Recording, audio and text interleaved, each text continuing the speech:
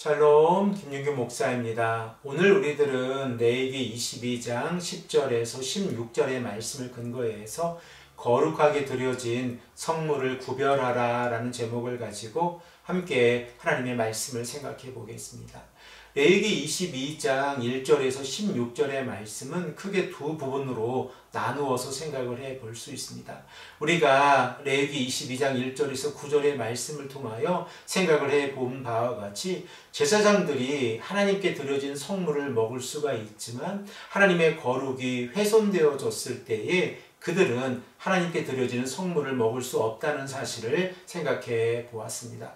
오늘 본문 말씀 10절에서 16절의 말씀에서는 성물을 먹을 수 있는 제사장의 가족의 범위를 우리에게 말씀하고 있습니다. 먼저 우리들이 기억해야 하는 것은 일반인들은 성물을 먹을 수가 없다고 하는 사실입니다. 그러므로 제사장의 집에 찾아온 나그네나 제사장의 집에서 일하는 품꾼도 거룩하게 드려진 성물을 먹을 수가 없습니다. 우리 다 함께 10절의 말씀을 한 목소리로 읽겠습니다. 일반인은 성물을 먹지 못할 것이며 제사장의 객이나 품꾼도 다 성물을 먹지 못할 것이니라. 이렇게 하나님께 드려진 성물을 거룩하게 되어야 한다는 것을 우리가 생각해 볼 수 있는데, 제사장의 집 안에 거하는 사람들 가운데에서 일부의 사람들은 성물을 먹을 수가 있었습니다. 11절의 말씀도 우리가 한 목소리로 읽겠습니다. 그러나 제사장이 그의 돈으로 어떤 사람을 샀으면 그는 그것을 먹을 것이며 그의 집에서 출생한 자도 그렇게 하여 그들이 제사장의 음식을 먹을 것이며, 11절에서 언급하고 있는 성물을 먹을 수 있는 사람의 특징은 무엇입니까? 바로 제사장이 값을 지불하고 산 종과 그 종의 자녀들입니다. 이들은 제사장의 집 안에 거하고 있기 때문에 밖에 나아가서 일을 해서 음식을 구할 수가 없습니다. 그러므로 그들 또한 하나님께 드려진 거룩한 이 제사의 음식으로서 성물을 먹을 수 있다고 하는 사실을 우리가 생각해 볼 수 있습니다. 12절에서 13절의 말씀을 보면 제사장의 가족 가운데에서 출가한 딸이 성물을 먹을 수 없는 경우와 먹을 수 있는 경우를 우리에게 말씀하고 있습니다. 먼저 12절의 말씀을 우리가 한 목소리로 읽겠습니다. 제사장의 딸이 일반인에게 출가하였으면 거제의 성물을 먹지 못하되.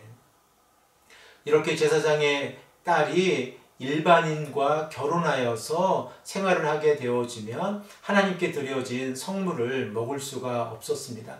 그러나 제사장의 딸이 결혼을 하고 과부가 되었거나 이혼을 한 상태에서 자녀가 없을 경우에는 다시 제사장의 집에 돌아와서 성물을 먹을 수가 있었습니다. 13절의 말씀을 우리가 한 목소리로 읽겠습니다. 만일 그가 과부가 되든지 이혼을 당하든지 자식이 없이 그의 친정에 돌아와서 젊었을 때와 같으면 그는 그의 아버지 몫의 음식을 먹을 것이나 일반인은 먹지 못할 것이니라. 이렇게 레위기 22장의 말씀에서는 성물을 거룩의 측면에서 우리에게 말씀하고 계십니다.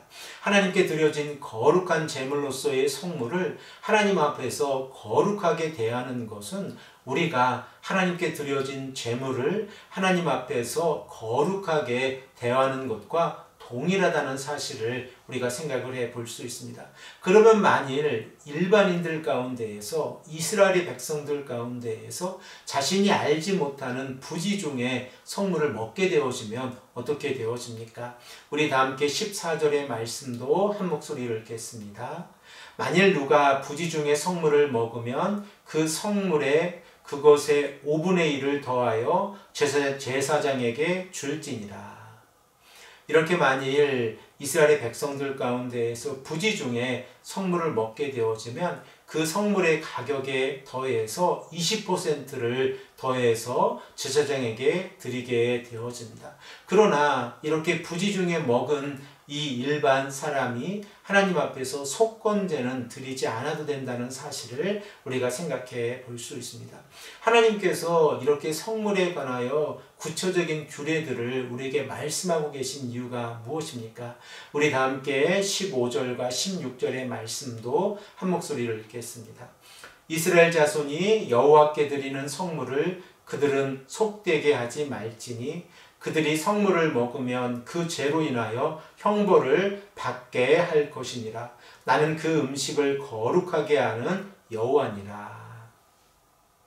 일반 음식이라고 할지라도 하나님께 드려진 거룩한 제사의 음식은 거룩한 음식이 되어진다는 사실을 우리가 생각해 볼 수 있습니다. 그러므로 하나님께 드려진 거룩한 이 음식을 일반의 사람들이 먹는 것을 허락하지 않는다는 사실을 우리가 생각해 볼 수 있습니다. 오늘의 말씀을 읽어가면서 우리가 우리들의 삶을 되돌아보기를 원합니다. 먼저 사도 바울이 로마서 12장 1절에서 말씀하고 있는 것처럼 우리들의 삶이 거룩한 산 제물이 되어졌을 때에 우리들 또한 하나님 앞에서 거룩한 삶을 살아가야 한다는 사실을 생각해 볼 수 있습니다. 그리고 우리들의 삶이 거룩한 삶을 살아갈 때에 하나님께서 원하시는 거룩한 삶이 구체적으로 우리들에게 어떻게 우리들이 어떻게 실현할 수 있는지 또한 생각을 해 보아야 합니다. 그리고 두 번째로 우리가 생각해 보아야 하는 것은 우리가 함께 믿음 생활하면서 하나님께 드려진 거룩한 헌금을 교회에서 사용할 때에 이 헌금이 헛되이 사용되지 아니하도록 우리가 주의하고 조심해야 한다는 사실입니다. 그 이유는 하나님께 드려진 이 헌금은 구별되어져 있기 때문에 그렇습니다. 사랑하는 성도 여러분, 우리가 이 아침에 하나님 앞에서 간절히 기도하기를 소망합니다. 우리들의 삶이 구별되어져서 하나님 앞에서 거룩한 삶을 살아갈 수 있도록, 그리고 또한 우리가 하나님 앞에서 감사하는 마음으로 하나님께 구별된 이 제물을 드려서 하나님 앞에서 거룩한 삶을 살아갈 수 있도록 함께 기도하시는 귀하고 복된 성도님들이 되시기를 간절히 축복합니다. 함께 기도드리겠습니다. 아버지 하나님, 감사합니다. 오늘도 우리에게 말씀해 주셔서 하나님께 드려진 이 거룩한 제물로서의 성물을 거룩하게 되어야 한다는 사실을 우리가 생각해 보게 하시니 감사합니다. 우리들의 삶 또한 거룩한 삶을 살아가게 해주시고 우리가 하나님 앞에서 드리는 헌금이 거룩하게 사용이 되어질 수 있도록 인도하여 주시옵소서. 감사드리며 사랑이 많으신 예수 그리스도의 이름으로 간절히 기도드립니다. 아멘.